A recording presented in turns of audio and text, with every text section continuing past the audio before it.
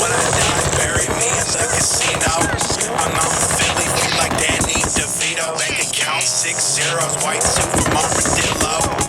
At the bank, they call me Billy De Niro. Fertilize your bitch, call me in vitro. Clean inside the thing, I call her Heathrow.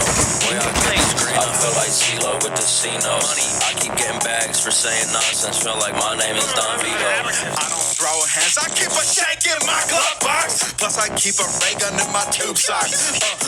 Need a Got couple hands. GTR7 coppers in there. I got Iridium 8s. Threw them in there. These are the 7s that came out. They look really good.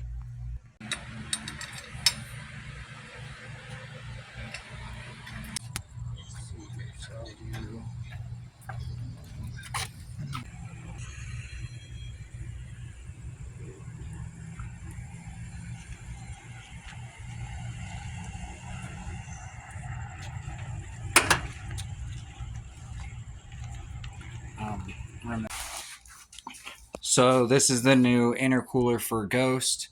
It is a lot thicker.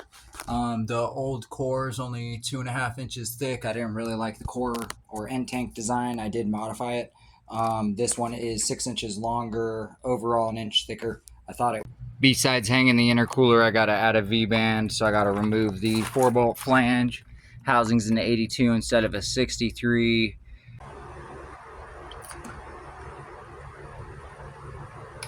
Ready to go. Let's change that flange and get to it. Alright, we're gonna make a new intercooler bracket setup, and after we mount the cooler we can paint it. That's that $60 eBay intercooler I was using. Probably about 350 horsepower max, so we were definitely right around there hitting the flow limit. Shooting the AITs through will fix that problem.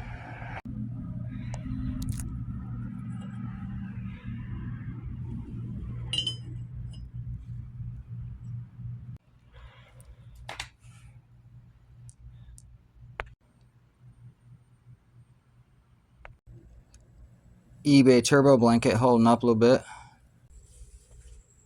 but I don't know. They're super sexy.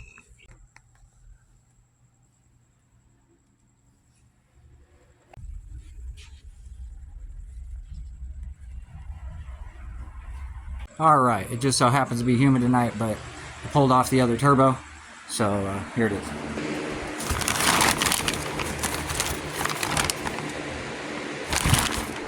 Now, the good thing is we can use the 63 housing on the new turbo too, because technically they do have the same exhaust wheel.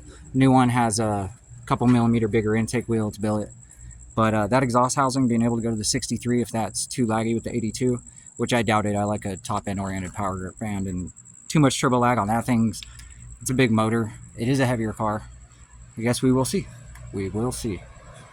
Alright, so I blasted the exhaust housing with the flux core. I'm gonna wire wheel it down and clean it up. I welded it from the outside, so I don't gotta deal with that bullshit.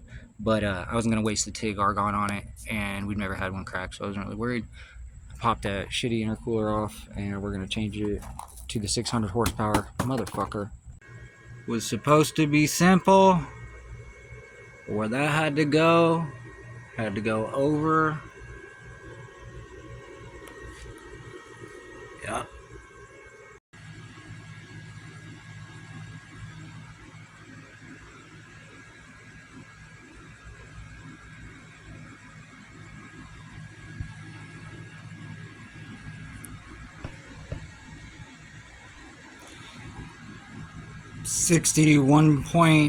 .3, I want to say. And 63.8 inducer. Exducer's 3 or 4 millimeters bigger as well in this.